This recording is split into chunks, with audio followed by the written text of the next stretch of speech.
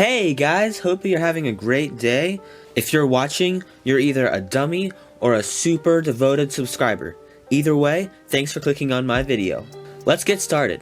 A MOC is a Lego model with no limitations, usually designed and built by a fan of Lego. MOC stands for My Own Creation. Cheesy, I know, but it works.